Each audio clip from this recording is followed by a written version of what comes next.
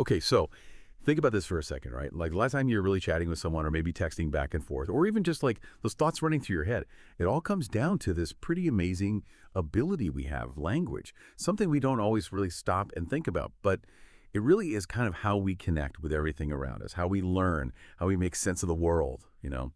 And today on the deep dive, we're going to really unpack how this whole language thing develops throughout our entire lives.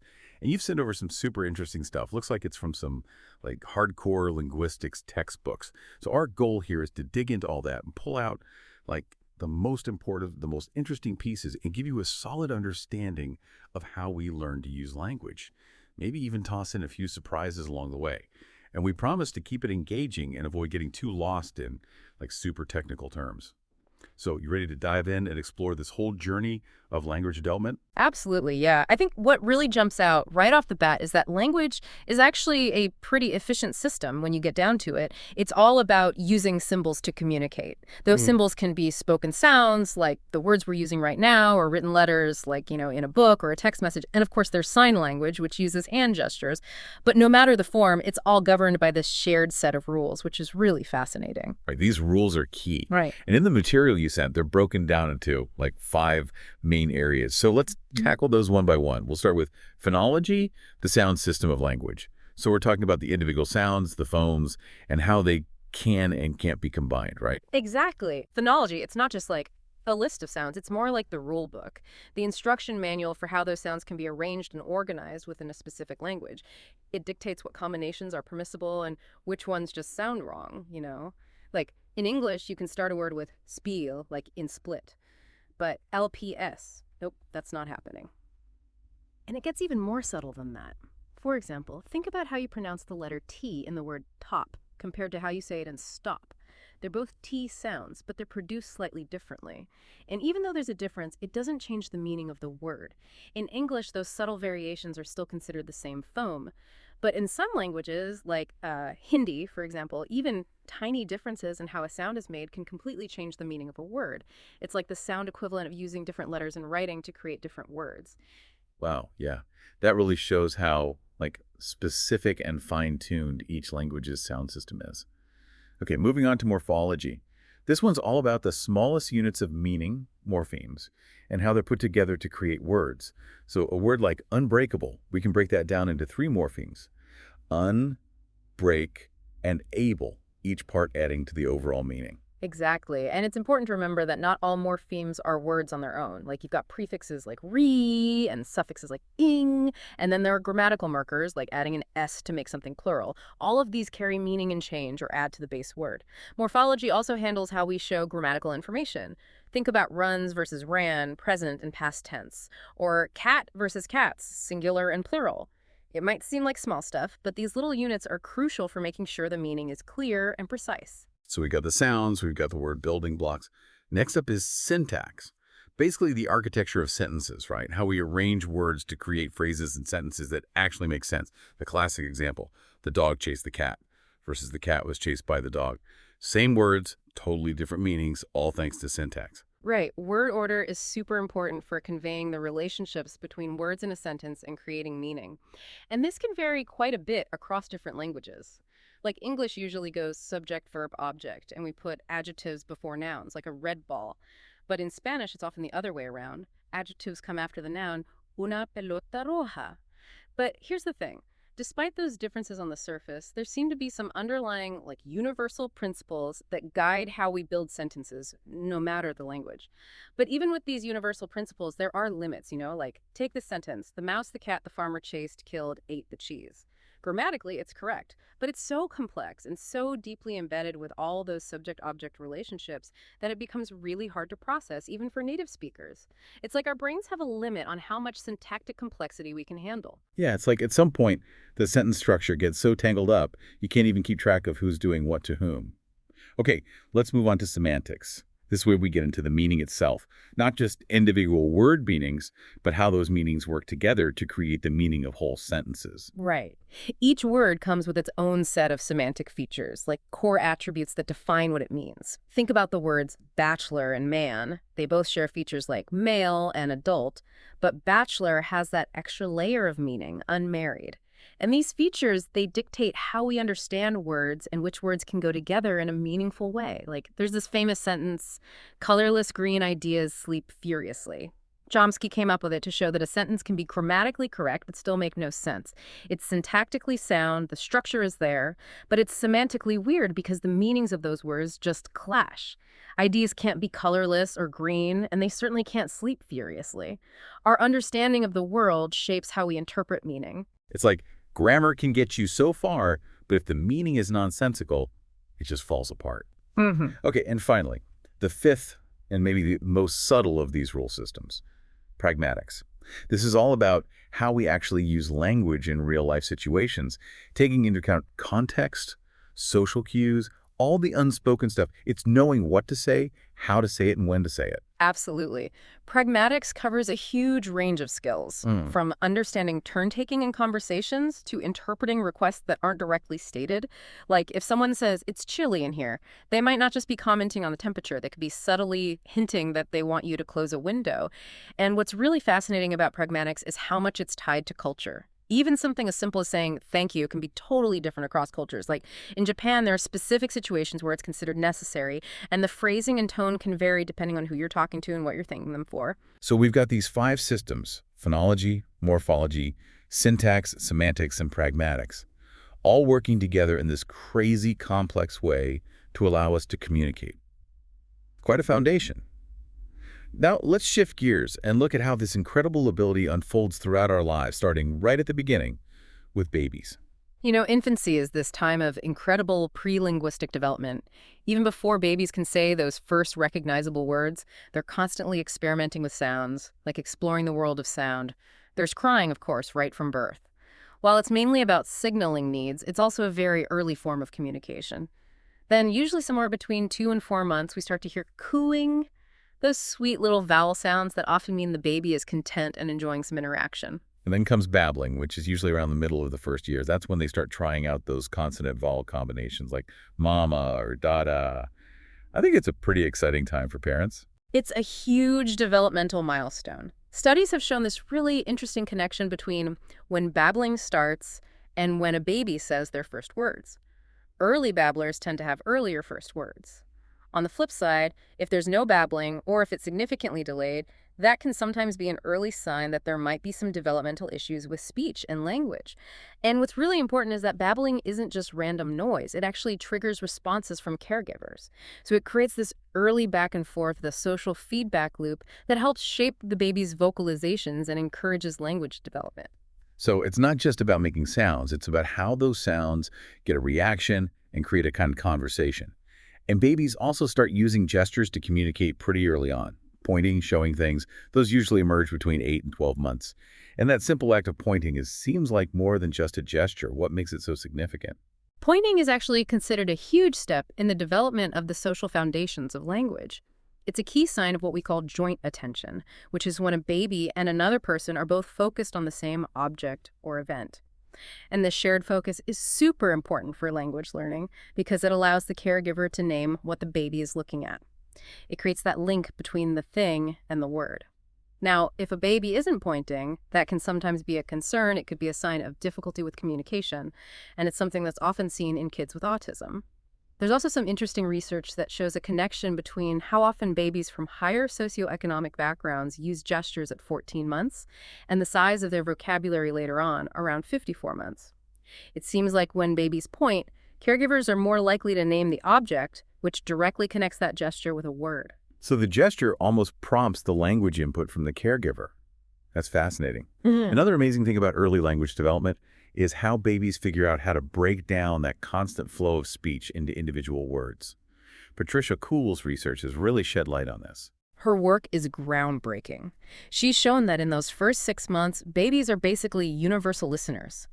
They can discriminate between a huge range of sounds from all sorts of languages. But then, over the next 6 months, something really interesting happens. They start to focus more and more on the sounds of their native language and gradually lose the ability to easily hear differences between sounds that aren't important in their language. It's like a sensitive period for learning sounds, beginning around 6 months for vowels and 9 months for consonants. Their ears are essentially being tuned to their own language.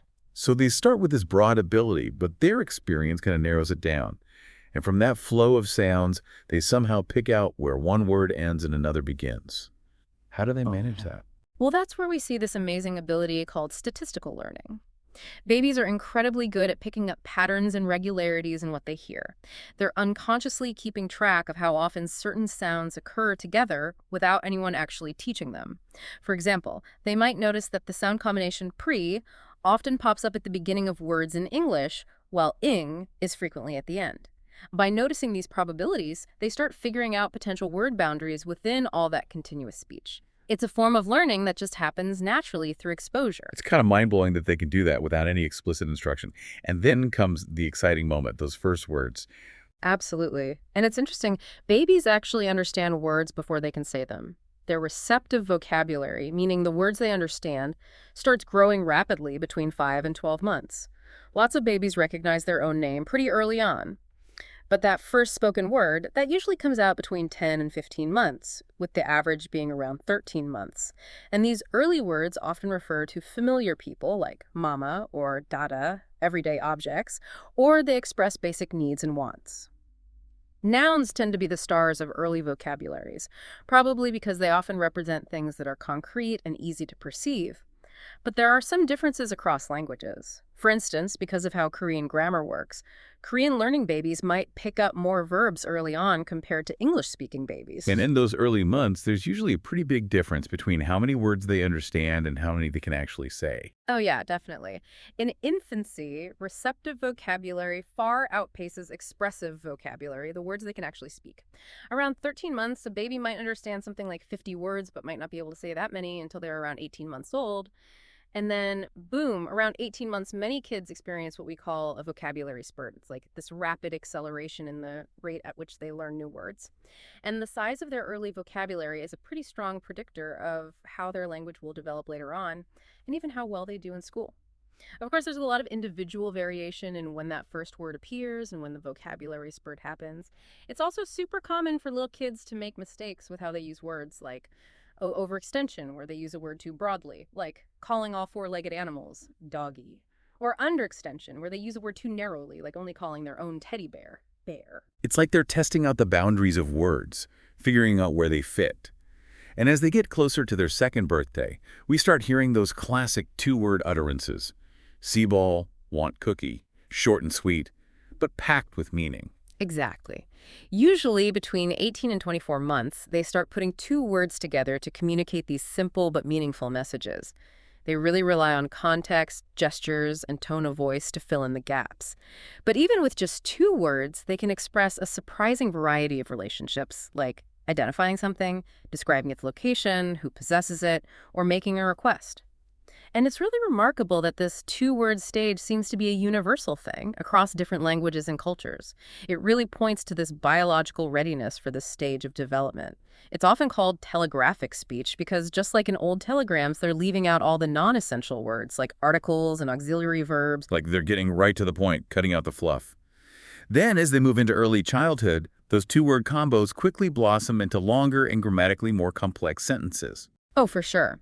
Between the ages of about 2 and 3, toddlers go from those two-word phrases to building sentences with 3, 4, even 5 words.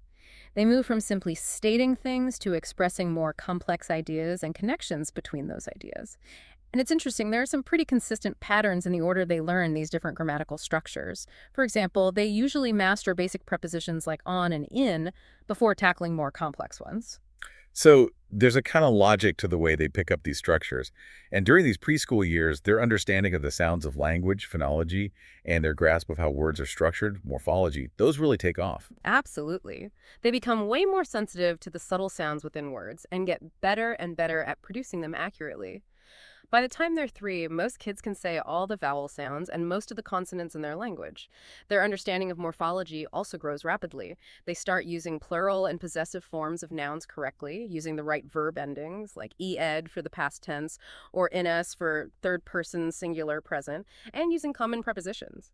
And you know they're starting to internalize those grammatical rules when you hear them overgeneralize. That's when they apply a regular rule to an irregular form, which gives us those adorable errors like foots instead of feet, feet or goat instead of went. There's this classic study, the WUG test by Jean Berko Gleason. It really showed that young kids aren't just mimicking what they hear, they're actively applying these morphological rules to completely new words they've never heard before. It points to this innate ability to abstract grammatical rules. That WUG test is such a great example. It really solidified the idea that they're not just little parrots, they're actually figuring out the underlying rules. And their syntactic abilities, so sentence structure and semantics, meaning also undergo huge development during early childhood. For sure. Their mastery of syntax expands a ton as they figure out how to understand and create more complex sentence structures and word orders. Think about how they learn to ask why questions. They usually put the why word like who, what, where, when, why, how in the right place pretty early on, but it takes them a while to master inverting the auxiliary verb. So you might hear where daddy is going before they get to the grammatically correct where is daddy going? And vocabulary growth in this period is just explosive. They do this amazing thing called fast mapping, which means they can form a basic understanding of a new word after hearing it only a few times. But research shows that to really learn a word solidly, kids need to hear it repeatedly over several days in different contexts. So it's not just about hearing a word once, it's about repeated exposure. There are several key things that help boost vocabulary development. Hearing words frequently, encountering them in fun and meaningful contexts, having conversations with adults who give clear explanations about word meanings, and understanding how grammar and vocabulary are interconnected. The more words kids hear used in different sentence structures, the richer their vocabulary becomes and the better they understand grammar implicitly. So it's not just about individual words or how those words are arranged. It's also about how well they can use language in social situations, their pragmatic skills. And those skills also mature a lot. During early childhood, they become much more skilled at having conversations. Definitely. A 6-year-old's pragmatic skills are way more advanced than a 2-year-old's. They learn to participate in longer back and forth conversations, understand the unwritten rules of conversation and politeness, like taking turns and staying on topic, and they adapt their language depending on who they're talking to and the situation. They also develop this crucial ability to talk about things that aren't right in front of them, like events in the past or future, or even imaginary things. That's a big cognitive leap. And around 4 or 5, they often start consciously changing their language when they're talking to younger kids, using simpler words and sentences, or when they're talking to adults, being more polite. And this is also the time when those essential skills for literacy, reading, and writing begin to develop. It seems like a solid foundation in spoken language is super important for that transition. It's absolutely crucial. A strong and supportive oral language environment in those preschool years is a really strong predictor of how well they'll read and write later on.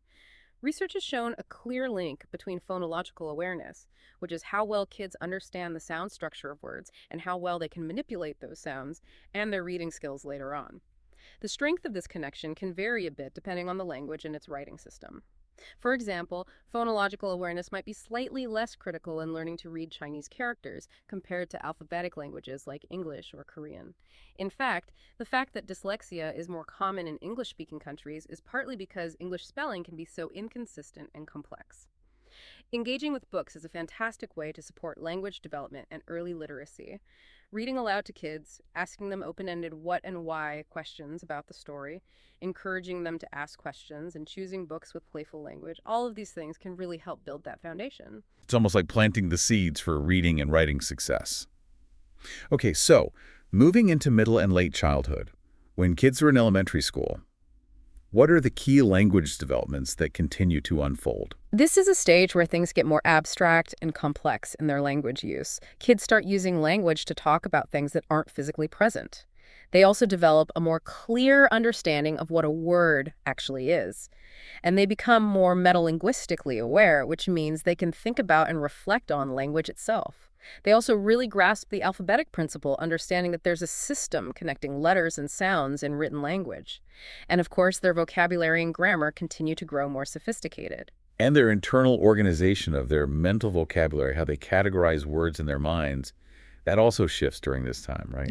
Yeah. Around 7 years old, kids typically start organizing their mental lexicon, their inner dictionary, more hierarchically by semantic categories. For instance, if you say dog to a younger preschooler, they might respond with an action, like barks.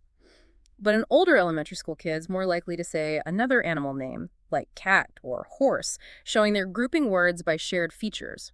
Vocabulary keeps growing like crazy during these years, from something like 14,000 words at age 6 to around 40,000 words by age 11. They also make huge progress with understanding and using more complex grammar, like comparatives, bigger, smaller subjunctives, if I were, and more intricate sentences. Their ability to produce well-connected speech and writing also gets much better. And that metalinguistic awareness we talked about, that becomes a more conscious and useful skill during this time. Exactly. This awareness helps them define words more precisely, grasp abstract grammatical concepts like prepositions and conjunctions, and consciously analyze the sounds within words. Interestingly, teaching kids about language directly, giving them metalinguistic instruction, has actually been shown to help improve spelling and reading skills. As kids learn to identify and discuss different parts of sentences, their implicit understanding of syntax grows. Plus, the act of reading itself contributes a lot to developing this awareness as they encounter a wider variety of vocabulary and grammar in books. And their pragmatic skills keep getting refined as they navigate those more complex social situations and learn to adjust their language for different audiences and purposes. And of course, learning to read and write takes center stage during middle and late childhood. There's been a lot of debate about the best ways to teach literacy. Right. It often comes down to the whole language approach versus the phonics approach. Whole language is all about a more natural way of learning to read, focusing on whole words and sentences, using context to figure out meaning, and with less direct instruction on how sounds and symbols connect. On the other hand, phonics emphasizes teaching those relationships between spoken sounds, phonemes, and the written letters or letter combinations that represent them, graphemes, very explicitly. And there's quite a bit of research now that shows while both approaches might have some benefits, a strong and systematic focus on phonics is really important for beginning readers and those who have difficulty learning to read. But beyond the method, becoming a good reader involves developing automaticity in word recognition, which means recognizing words instantly without having to sound them out. This frees up brain power to focus on understanding the meaning of the text. Vocabulary development is also super important for reading comprehension, as are metacognitive strategies, things like monitoring your own understanding as you read and using techniques like summarizing to help remember what you've read. And writing skills develop alongside reading, starting with those early attempts at scribbling and forming letters. Writing usually starts out as those random scribbles and drawing-like activities we see in early childhood, around ages 2 and 3. As their fine motor skills get better, kids start trying to print letters. They often begin with the letters in their own name around age 4, and then move on to copying words around age 5. It's important to note that letter reversals, like writing B for D, are totally normal in the early grades. As long as other areas of development are on track, those reversals aren't usually a sign of a learning disability. Young kids also do this thing called invented spelling, where they spell words based on how they sound. That's actually a good sign. It means they're applying their phonological awareness to writing. And it's super important to encourage those early writing efforts without being too critical of their spelling or handwriting. We don't want to crush their enthusiasm and creativity. Becoming a skilled writer takes years of practice and develops along with their overall language and cognitive abilities. They learn how to put their thoughts and ideas together in a clear and organized way, how to distinguish between general and specific points, and how to structure their writing differently depending on the purpose and the audience. Metacognitive skills like planning what they'll write, keeping track of their progress, and being open to feedback for revisions, these are also essential for good writing. Unfortunately, research shows that a pretty large percentage of students in the U.S. across grades 4 through 12 struggle with writing. This really highlights how important it is to provide good, explicit writing instruction that includes strategies for planning, drafting, and revising. And it's interesting, those metacognitive skills that are so important for writing, they're also closely tied to the skills that help with reading comprehension. It seems like reading and writing really go hand in hand, supporting and reinforcing each other. As kids enter adolescence, their language abilities take on even more nuance, abstraction, and sophistication. Oh, absolutely. Teenagers show a much more sophisticated use of vocabulary and can analyze the different roles that words play in complex sentences. They start to really understand figurative language, things like metaphors and satire, which require more abstract thinking to interpret. Their more advanced reasoning skills allow them to engage with and analyze challenging literary works on a deeper level. Their writing also usually improves significantly in terms of organization, clarity of expression, being able to differentiate between general and specific arguments, and writing persuasively and logically. And of course, their everyday spoken language also often changes in some distinctive ways during adolescence. Yeah, adolescence is a time when kids often develop their own kind of peer group dialect with its own slang, jargon, and expressions. This serves a really important social purpose, creating a sense of belonging and shared identity within the group. They also start using language in more subtle and indirect ways, using sarcasm or creating funny nicknames. It's partly about bonding, and sometimes it's about downplaying the seriousness of situations. It's a time of experimenting with language and using it to send social signals. It's like language becomes another tool for defining who they are within their social circles. Wow. Okay, last but not least, let's talk about language development in adulthood and aging, a stage that sometimes doesn't get as much attention. It's true. A lot of the research focuses on how kids learn language, but it's super important to remember that language skills generally stay strong throughout adulthood. Our individual way of using language often becomes a deeply ingrained part of who we are. As we navigate our careers and relationships, our vocabulary and communication skills keep growing and changing to meet those new demands. In fact, vocabulary often keeps expanding well into later adulthood as we keep learning new things. Many older adults have this rich understanding of word meanings and are incredibly effective communicators. But there can be some subtle changes and potential challenges as we get older, right? Yeah, some older adults might start having a bit more trouble finding the right word, that tip of the tongue feeling. They might also find it harder to follow conversations in noisy environments or when they can't see the speaker's face, which can be made worse by age-related hearing loss. Their speech might become a little slower, less precise, and less fluent, with more pauses. When they're telling stories, they might give shorter versions with fewer details. It's important to remember that these changes are often due to things beyond language, like a general slowing of processing speed and changes in working memory. In conditions like Alzheimer's disease, though, the changes in language are more noticeable and can be an early warning sign. Having trouble finding words, especially when you need to come up with a bunch of words in a category, like naming animals, is often one of the first symptoms. As the disease progresses, people might make more grammatical errors and have more difficulty understanding and using complex sentences. But there's some really exciting new research suggesting that being bilingual might actually offer some protection and delay the onset of noticeable Alzheimer's symptoms, including those related to language. That's a really fascinating area of research and one that gives us hope. Okay, let's shift gears and talk about the driving forces behind this incredible journey of language development. It's clearly this complex dance between what we're born with and what we experience in our environment. Exactly. The whole nature versus nurture debate definitely comes into play here. When we look at the basic stages and patterns of language development, the similarities we see across all these different cultures and languages really suggest that there's a biological basis for our ability to learn and use language. Over millions of years of evolution, humans have developed the physical structures for speech and the complex neural networks in the brain that handle language processing. While language itself is a relatively new development in evolutionary terms, it gave humans some serious advantages, both cognitively and socially. And certain areas of the brain, like Broca's area and Wernicke's area, are known to play key roles in language production and comprehension. Right. And damage to these areas, which are usually in the left hemisphere, can lead to different types of aphasia, which are language disorders. This really shows just how specialized those brain regions are for language. Broca's area is mainly involved in producing fluent, grammatically correct speech, while Wernicke's area is crucial for understanding spoken and written language. And then you've got Noam Chomsky's famous theory of the language acquisition device, or LAD, which suggests that we're born with this innate biological predisposition to learn language at a certain time and in a certain way. This LAD is thought to give kids a kind of universal grammar, this underlying understanding of the basic principles of language. It helps them pick up the sounds and rules of their language, like how to make plurals or form questions relatively easily. The evidence that often gets cited to support this idea includes the fact that there are common milestones in language development across different languages. Plus, kids often come up with grammatical structures they've never actually heard before.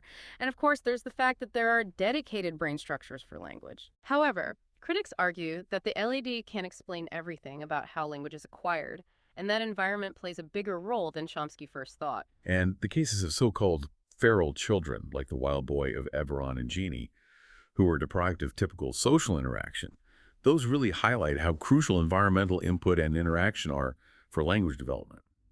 Language doesn't just magically develop in a vacuum. Absolutely. The support and active involvement of caregivers and the social environment are absolutely essential for language acquisition. Research consistently shows that babies who hear more language from their caregivers in those early months tend to develop larger vocabularies and stronger language skills later on. And when caregivers respond positively to those early babbling sounds, it actually encourages babies to produce more complex and diverse sounds. Michael Tomasello's interactionist perspective emphasizes how much kids are driven to connect with others and understand their intentions. He argues that language learning mainly happens in social contexts, through things like joint attention, like when a parent and child are looking at a book together and the parent points to and names an object, the child learns to connect that word with that object within that shared experience. Mhm. Problems with joint attention have actually been linked to developmental challenges.